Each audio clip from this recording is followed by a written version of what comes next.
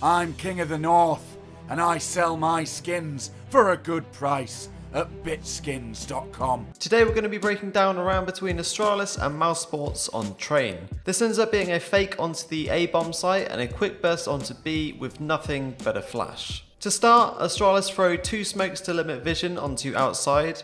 These land at the back of red and at electric. They then set up for the fake with the remaining 3 smokes, 2 thrown from above pop and 1 from main. This gives perfect cover for gla1ve, who comes out pop and lurks through the smokes towards connector. He's able to get a free kill onto the rotations as the rest of his team hit B.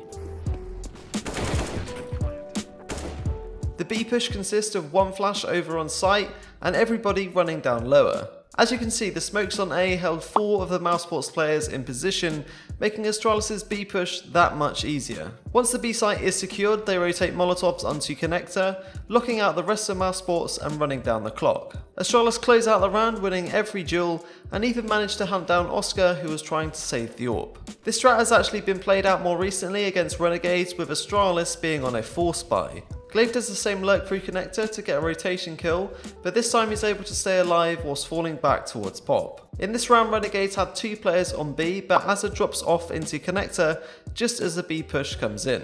Device is able to get all the way onto site and pick up a kill onto Ustillo to plant the bomb. Once Astralis are down onto the B site, it's the same Molotovs into connector to stop the immediate rotate. This, along with the threat of gla1ve from behind, makes it very difficult for JKS, who feels like he is pinched from either side. As soon as gla1ve finds the kill onto Jacob's flank, JKS opts to save, and Astralis win the round off the back of a force buy. We'll only look at the POVS from the Mousesports game, as in this round they are on a full buy, and you can see every bit of utility that Astralis use. gla1ve sets up straight away for his lower B flash. This is used to try and stop CTs from holding lower and getting information on how many have crossed. His Molotov of pop prevents anyone from playing close ladder whilst he throws his sight smoke. It's time so that as it begins to fade, he can throw his flash, which he drops down with. He gets spotted by CHRISJ at main but doesn't commit to the fight. His role is to stay alive for as long as possible and disrupt the rotations through connector. Hiding in the smoke is a perfect way of being able to time his attack, and he takes down CHRISJ for free.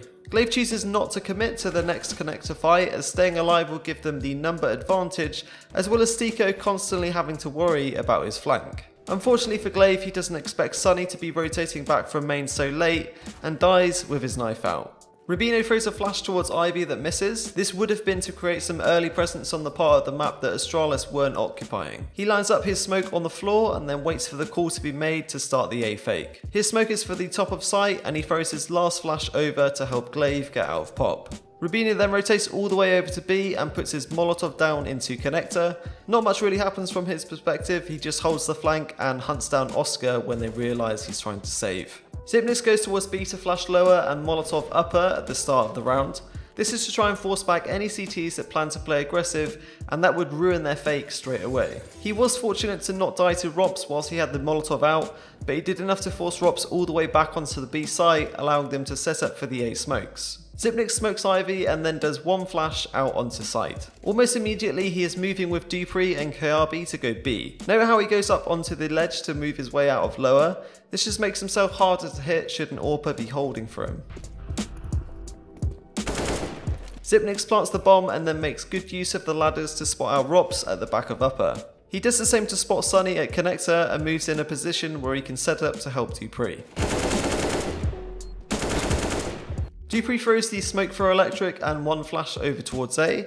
These help limit vision from the Mousesports sides towards main and forces them to either use counter grenades or play close. dupreeh waits towards B until Xyp9x has thrown his smoke, and then they walk down lower together. When they burst out, he's one of the front runners trying to gain as much ground as possible before the rotates eventually come in. He makes it all the way up to connector and throws his Molotov to further delay the rotates. He doesn't want to overpeak from this position, as he knows Oskar is at the back with an AWP. Using the information that Xyp9x gave him, he flashes over towards upper and gets the kill onto ropz. From here he's just holding where Oskar was previously and does well to pick up Stiko.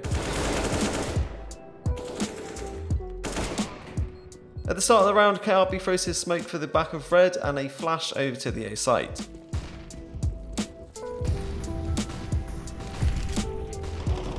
He runs straight to B and holds lower in case ropz tries to re-aggress. Once the push is ready, he throws his flash off the wall and they commit to B.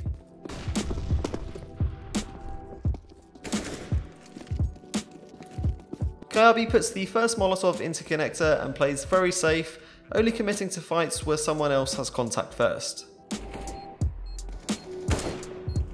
Switching over to look at the Mousesports defense, we can see that CHRISJ Molotoved and flashed Olaf straight away. This is to stop any fast pushes out of main and allows him to safely play ahead of the smokes Astralis put down. With Pop Dog smokes, him and Sunny look to clear main. He only briefly catches Glaive towards Pop and isn't sure as to whether he fully came out or not.